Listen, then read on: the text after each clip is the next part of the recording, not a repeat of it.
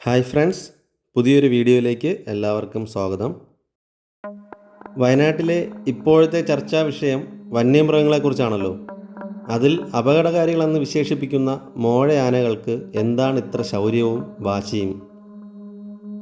100-ൽ 5% ആനകൾ മാത്രമേ മോഴയാനകളായി ജനിക്കാറുള്ളൂ. കൊമ്പില്ലാത്ത ആണാനകളാണ് മോഴകൾ. ചില മോഴകൾക്ക് ചെറിയ തേറ്റകളും കാണപ്പെടാറുണ്ട്. 4 കൊമ്പന്മാർക്ക് സമം ഒരു മോഴ എന്നാണല്ലോ കണക്ക്. മറ്റ് ആനകളുടെ മുന്നിൽപ്പെടുന്നത് പോലെ മോഴ ആനകളുടെ മുന്നിൽപ്പെട്ടാൽ ജീവൻ തിരിച്ചു കിട്ടുന്ന കാര്യം സംശയമാണ്. കാഴ്ചയിൽ പിടിയാനകളെ പോലെ ആയതുകൊണ്ട് തന്നെ മോഴകളെ തിരിച്ചറിയാൻ പ്രയാസമാണ്. കൊമ്പന്മാരെ പോലെ തന്നെ ഒറ്റയ്ക്കാണ് കൂടുതലും ഇവരുടെ സഞ്ചാരം.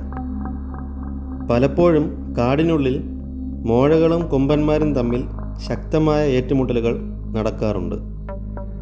അതുകൊണ്ട് തന്നെ മോഴ ആനകളുടെ ആക്രമണം മറ്റ് ആനകളിൽ നിന്നും തികച്ചും വ്യത്യസ്തമാണ്.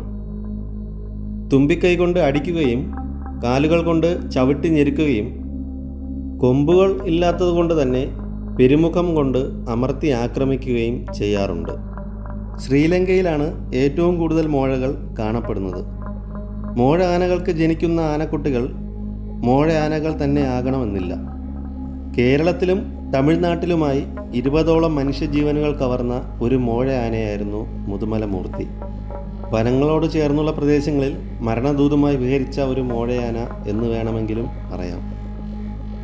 1998 ജൂലൈ 12-നാണ് മുതുമല മൂർത്തി എന്ന മോഴയാനയെ പിടികൂടുന്നത്.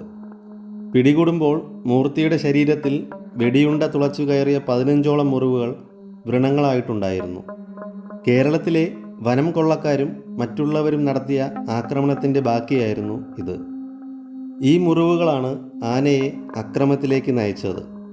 പ്രതികരണശേഷി കൂടുതലായതുകൊണ്ട് തന്നെ ഉപദ്രവിക്കുന്നവരെ തിരഞ്ഞുപിടിച്ച് ആക്രമിക്കാനുള്ള കഴിവും മോഴകൾക്കുണ്ട്. കൂടുതലായും നാട്ടിലേക്കിറങ്ങുന്ന ആനകളെ ചുരുക്കം ചില ആളുകൾ പ്രകോപിപ്പിക്കാറുണ്ട്. അതുകൊണ്ട് തന്നെ മോഴകളെ പ്രകോപിപ്പിക്കുന്നത് മനുഷ്യരുടെ മരണത്തിന് തന്നെ കാരണമാകാറുണ്ട്. എല്ലാവർക്കും ഈ വീഡിയോ ഇഷ്ടമായെന്ന് വിചാരിക്കുന്നു. കൂടാതെ ലൈക്ക് ചെയ്യുക, ഷെയർ ചെയ്യുക, സബ്സ്ക്രൈബ് ചെയ്യുക. അടുത്ത വീഡിയോയുമായി വരുന്നതുവരെ എല്ലാവർക്കും ബൈ ബൈ.